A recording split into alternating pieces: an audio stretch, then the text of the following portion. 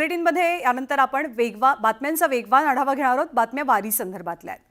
भक्तिमय वातावरणामध्ये वारकरी विठुरायाच्या पंढरीकडे प्रस्थान करतात। दरम्यान पुण्यातील दिंडीमध्ये काही महिला वारकऱ्यांना अश्रूही अनावर झाले होते। पुण्यातील नाईक कुटुंब गेल्या अनेक वर्षांपासून दिंडीची वारीची सेवा करतात। नाईक कुटुंबातील लहान मुलांपासून वयोवृद्धांपर्यंत सर्वजण सेवेमध्ये सहभागी झाले। पुण्यातील नाना पेठेतील एक तरुण वारकऱ्यांच्या सेवेमध्ये दंग झाला। चेतन भोसले या तरुणानं 15,000 वारकऱ्यांना मिसळ वाटप केलं। या सेवेत जाती धर्माच्या सीमा ओलांडत मुस्लिम बांधवही सहभागी झालेले। मूळचे पुण्याचे मात्र सध्या हैदराबाद इथे स्थायिक असलेले अब्दुल रजा हे गेल्या 20 वर्षांपासून वारकऱ्यांची सेवा करतात। जाती धर्माच्या पलीकडे जात वारकऱ्यांची मालिश करत ते वारकऱ्यांचा थकवा घालवतात। संत एकनाथ महाराजांच्या दिंडीचा पहिला रिंगण सोहळा पाथर्डी तालुक्यातील मिडसावंगी इथे पार पडला। 426 वर्षांपासून अखंडपणे सुरू असलेल्या दिंडीमध्ये यंदा नव्यानं काही दिंड्या सहभागी झाल्यात। छत्रपती संभाजीनगर जिल्ह्यातील पैठणवरून निघालेली संत एकनाथ महाराजांची पालखी अहिल्यानगर जिल्ह्यात मुक्कामी आहे। दररोज 15 ते 20 किलोमीटरचा प्रवास करूनही वारकऱ्यांचा उत्साह कायम आहे। पांडुरंगाचं नामस्मरण करत या वारकऱ्यांना ऊर्जा मिळते।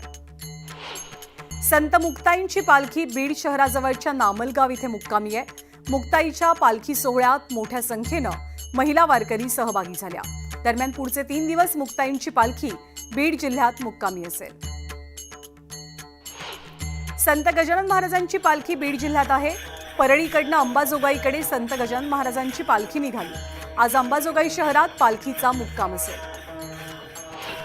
पंढरपूरच्या वाखरी पालखी तळावर संत ज्ञानेश्वर माऊलींच्या पालखी कट्ट्याचं सुशोभीकरणाचं काम सुरू आहे। माऊलींचा पालखी कट्टा ग्रेनाइटनं सजवण्यात आला, तर सोपान काकांचा पालखी कट्टा नव्यानं बांधण्यात आलाय।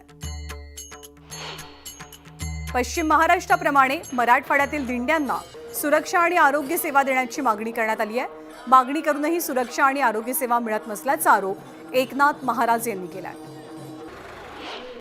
भांडूपच्या गुरुनानक विद्यालयात विद्यार्थ्यांना पंजाबी भाषेची पुस्तकं वाटली गेली।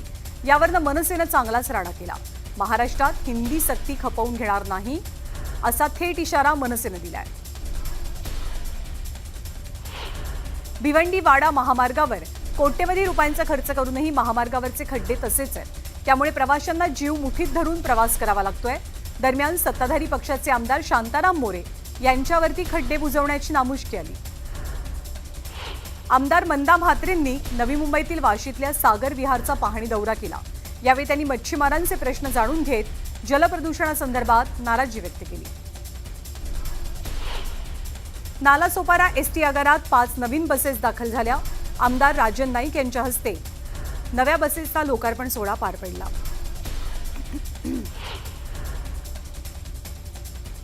नवी मुंबईतील खारघरच्या हिरानंदानी पुलावर भरधाव गाडीनं दुचाकीला धडक दिली। दुचाकीवरनं पती पत्नी प्रवास करत होते। दरम्यान अपघातात पत्नीचा जागीच मृत्यू झालाय, तर पती गंभीर जखमी आहे। अहमदाबादमधल्या विमान अपघातात मृत्युमुखी पडलेले क्रू मेंबर दीपक पाठक यांच्या पार्थिवावर बदलापुरातील मांजरली स्मशानभूमीत अंत्यसंस्कार पार पडले। शोकाकुल वातावरणात दीपक यांना अखेरचा निरोप दिला गेला। सायन पनवेल मार्गावर पनवेलच्या दिशेने जात असलेल्या रस्त्यावर कळंबोली जंक्शनवर मोठी वाहतूक कोंडी निर्माण झाली। यामुळे वाहनधारकांना नाहक त्रास सहन करावा लागतोय। दरम्यान वाहतूक कोंडीवरती तोडगा काढण्याची मागणी वाहन चालकांची आहे। 2019 साली आम्हाला सर्वाधिक बहुमत मिळालं, पण सरकार काही आणू शकलो नाही। पण आम्ही 2022 साली सरकार पुन्हा एकदा आणलं। प्रकट मुलाखतीत मुख्यमंत्र्यांनी हा किस्सा सांगितला। जागतिक संगीत दिनाचं औचित्य साधत राज्य सरकारकडनं पहिल्यांदाच महाराष्ट्र रेडिओ महोत्सवाचं आयोजन केलं गेलं होतं।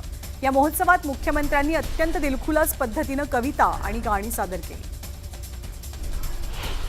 अजित पवारांनी राज्याचं सारथ्य करावं असं साकडं पांडुरंगाचरणी आमदार अमोल मिटकरींनी घातलंय। आता कोणती राजकीय उलथापालथ होईल ती पांडुरंगाचीच मर्जी असेल असंही मिटकरी म्हणाले। सरकार दिलेला शब्द फिरवणार नाही। कर्जमाफीचा निर्णय योग्य वेळी घेतला जाईल असं आश्वासन मुख्यमंत्री देवेंद्र फडणवीसांनी दिलंय। कोणत्याही परिस्थितीत आळंदीत कत्तलखाने होणार नाहीत. कत्तलखाने बंद करण्याचे आदेश दिलेले आहेत अशी माहिती राज्याच्या मुख्यमंत्र्यांनी दिली आहे. मुंबई जिल्हा बँकेच्या संचालक पदाचा पदभार स्वीकारण्यापूर्वी तेजस्वी घोसाळकर उद्धव ठाकरेंची भेट घेतील अशी सूत्रांची माहिती आहे. तर विनोद घोसाळकर, तेजस्वी घोसाळकर आणि प्रवीण दरेकर मुख्यमंत्र्यांना सुद्धा भेटतील असंही कळतंय. काँग्रेसच्या जिल्हाध्यक्षपदी रणजितसिंह देशमुखांची नियुक्ती करण्यात आली आहे. यावेळी त्यांनी कराडमध्ये यशवंतराव चव्हाण यांच्या समाधीला अभिवादन केलं.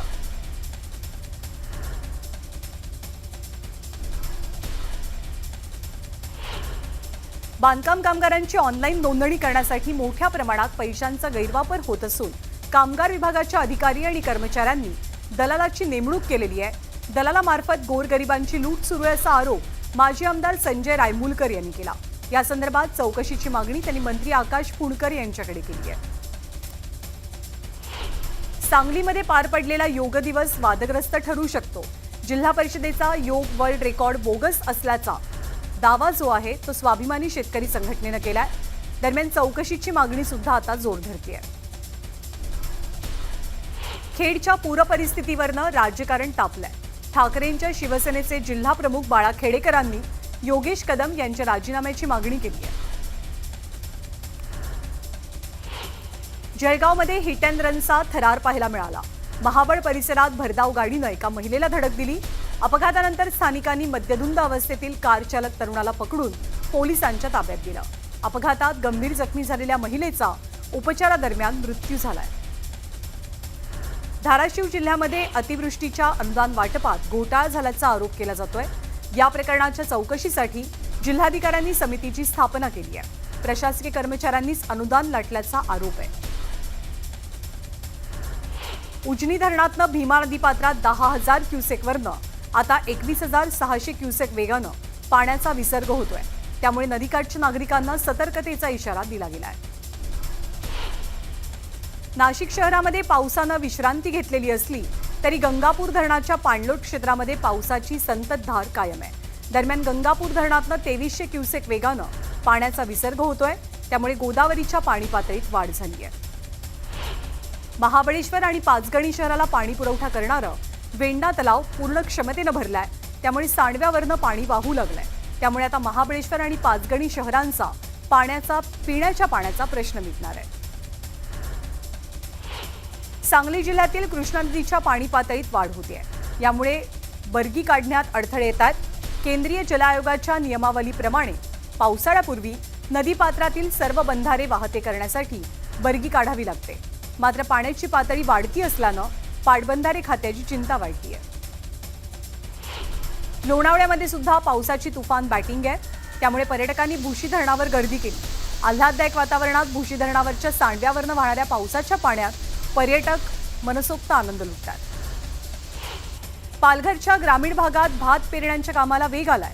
मात्र कृषी सेवा केंद्र शेतकऱ्यांना खतं देण्यास टाळाटाळ करत आहे. भात खरेदी केलं तरच खतं दिली जातील असा अजब फतवा राबवला जातोय. त्यामुळे शेतकरी सध्या मेटाकुटीला आलाय. नांदेड जिल्ह्यातील जवळपास 7,000 महिलांचे निराधार योजनेचे पैसे अडकलेत. त्यामुळे वयोवृद्ध महिलांसमोर उदरनिर्वाहाचा प्रश्न निर्माण झालाय. बँक आणि तहसील कार्यालयात वारंवार तक्रारी करून सुद्धा समाधानकारक उत्तर मिळत नसल्याचा आरोप महिलांनी केलाय. तर काही महिलांचे आधार लिंक नसल्यानं पैसे वितरणामध्ये अडथळा येत असल्याचं जिल्हाधिकाऱ्यांचं मत आहे.